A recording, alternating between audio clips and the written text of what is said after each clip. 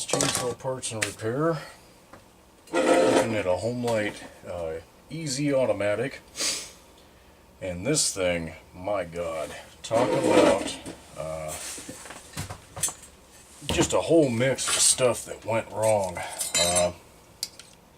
For starters, when I got the saw from the customer, he indicated that the carburetor wouldn't tune properly after being rebuilt.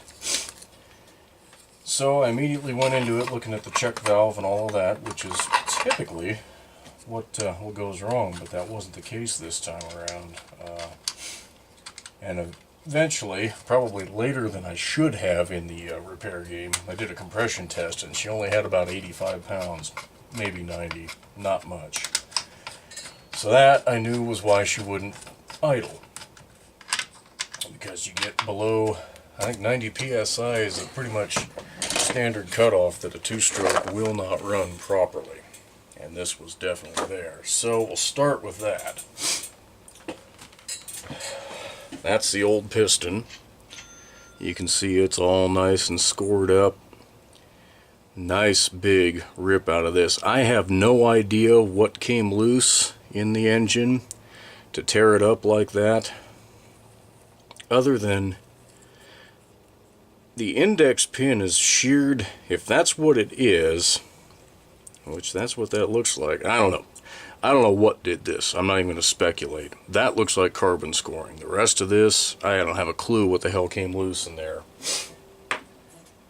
But that naturally led to some pretty deep gouges in the cylinder here. You guys won't be able to see in there worth a diddly hoot. But there's a nice score mark that runs from the decompression port all the way down. So that was problem number one. Problem number two was the little mess that was the crankshaft seal and oiler and all that other jazz. So the customer also indicated the automatic oiler didn't work. Well, that was no big surprise to me. When I took the clutch off and got in here, there was just all kinds of wound up debris. It almost looked like, I don't know, hay twine or something like that.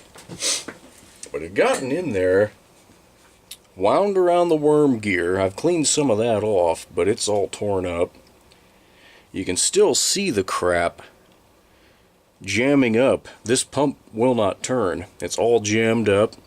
So the gear on the plunger, where this worm drive goes, is all tore out. So that was garbage too. But it didn't stop there. It went all the way in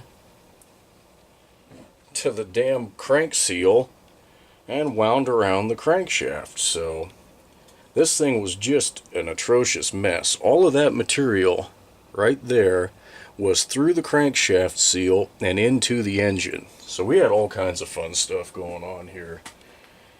Not one bit of it was good, obviously. So ended up putting a crankshaft, a new rod, a new piston, and a good used cylinder in here. Got it up to about 145 psi when I tested it right after assembly.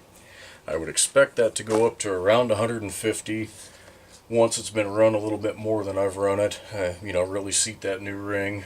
But it runs good. You heard that. It was idling down as low as I would expect it to. I don't have the bar and chain from this customer to throw on here, but I'm certain that the clutch is disengaging because I can stop that drum with my thumb when it's idling. So anyway, with all that aside, pretty good saw actually. The customer, like I say, already rebuilt the carb. It does have the new check valve in it now. Sprocket was nice and worn out. That's not abnormal. So it's got a real nice rim drive set up on here now.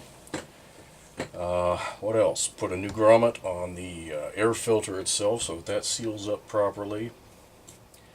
Had a new spark plug in it. Duckbill valves for both of the caps. Yeah, it's pretty much ready to go. I'm going to do my standard. I've let it sit for a couple days and then restart it cold just to make sure there's nothing in the tuning that I've missed that would affect a cold start, and then get it drained and get it back to you.